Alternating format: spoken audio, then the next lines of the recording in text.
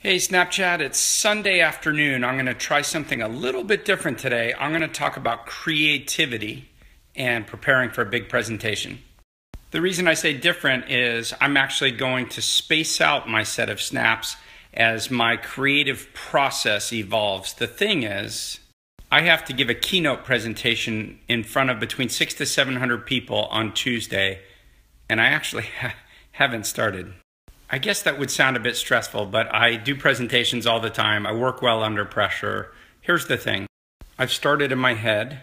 I've written a lot of notes on paper. I haven't been able to put it all together. Here's the reason. The majority of people in the audience have never raised venture capital before, and so I'll be talking to a lot of new people. I don't want to give them an overly optimistic sense of venture capital since it's so hard to raise, but I also don't want to be negative. I want to give them constructive input and let them know how the process will go without turning off all the VCs and later stage people in the audience. I have this internal thing about when I accept keynotes that I never like to do the same presentation I've done before, so I always try to start from scratch. Of course, I borrow from themes that I talk about a lot, but I like to have original creation every time I get in front of a big crowd. So I've now hit that moment that I often hit. I call it the urgency addiction. I got that term from Stephen Covey. Covey tells us in his book that you should always focus on things that are important, but not yet urgent.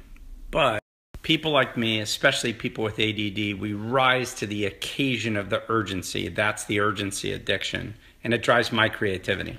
I tried really hard to get this presentation done early. I just couldn't do it, but now's the hour and I won't accept failure, so here we go.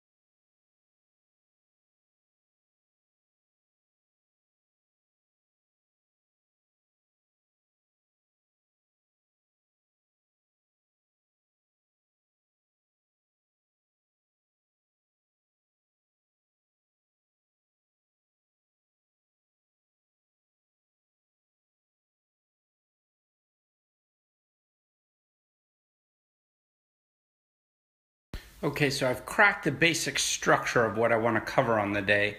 Now I'm going to write headlines for actual slides. The biggest mistake most presenters make is they have too many words on a slide. If you're going to be on stage, you can't have a lot of words. The idea, what my goal is to have a narrative, to tell a story, mostly with images.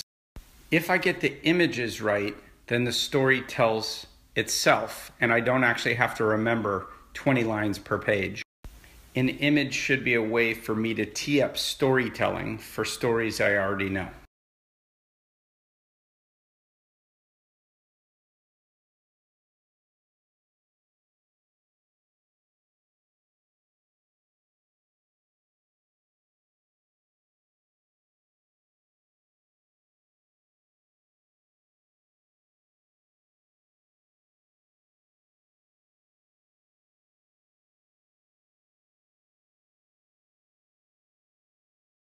Well, many distractions later, many hours later, still sitting here at my computer, working on my presentation. As you can see, I've started to fill it out with some images and some words. I still have these pages to fill, but I'm starting to form my narrative, and where I have handwritten notes, I've just kind of written these in so that tomorrow I can turn those into graphs. One of the keys to being efficient is also having team members who can do graphics for you and with you.